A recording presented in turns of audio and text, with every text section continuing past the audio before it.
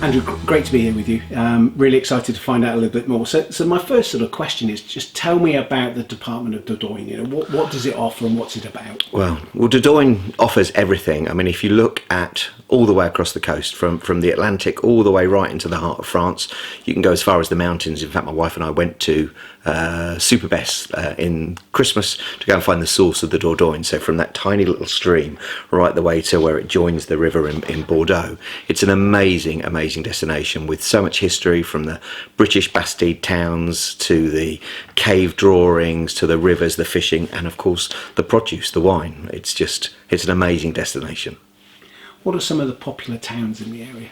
So Eymet is super popular, certainly with the international audience. There's been a huge influx from a very smart Marie that's kind of enabled and allowed other businesses and internationals to come in and settle and create what is now a year-round town. But the further you go kind of east towards Sarlat or La Linde, Bergerac, and even Roque-Nagagnac, there's so many places that you can go and see that can just take your breath away, really. Take your breath away. And what about some of the communication links in the area? So again, coming back to Eymet, because it's a key part, because it's where I live and where I chose to be. You've got a train link into Bordeaux, which can take just an hour from either Saint-Foy, which is a 10-minute drive away, or from Bergerac, which is a 20-minute drive away. You've got almost year-round air network from Bergerac, which is, although a small provincial airport, you can still get quite across Europe from there. Or you can get to Bordeaux, which is an international airport. That's only an hour and a half away. You can pretty much get almost anywhere in the world, or you can go a little further south to Toulouse, where that's about 2 hours away, and that's definitely an international airport. We have American guests coming into Toulouse from all year round, and that's pretty accessible. And for people looking to move specifically in the area, you know, people you're talking to all the time, what are the key drivers for people coming here? Well, everyone always talks about the weather. That's always a plus. Weather, a sense of community, which you get in a number of these small towns, because people that settle here live here, so they want to make sure they make the most of that.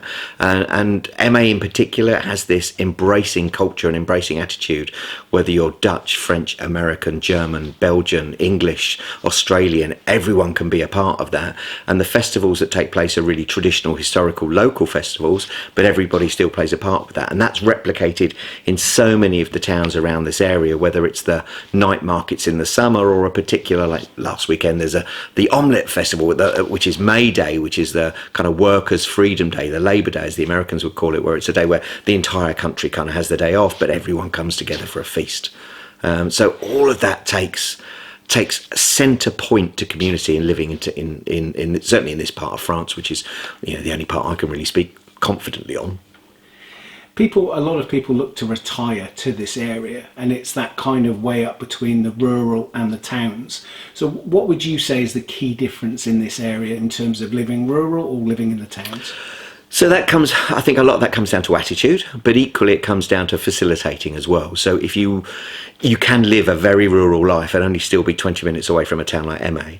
And Eymet, because it has this large international audience, there's always somebody. So if your boiler breaks down at 2 o'clock in the morning, there's always somebody that's going to be able to speak your native tongue that's going to be able to come out and help you at some point, rather than be somewhere really remote and really rural. And if you haven't really mastered the language, you might be in a bit of a panic and a bit of a tricky spot. But at least here you've got that whether you're, as I said, Dutch, Belgian, English, French, German, where there's going to be somebody that can help you. And that's a really big draw for somebody that may be looking to retire. They're not necessarily technically proficient, they may not have great computer skills or language skills, so therefore having that, again, I come back, community to help you, or at least be available to you.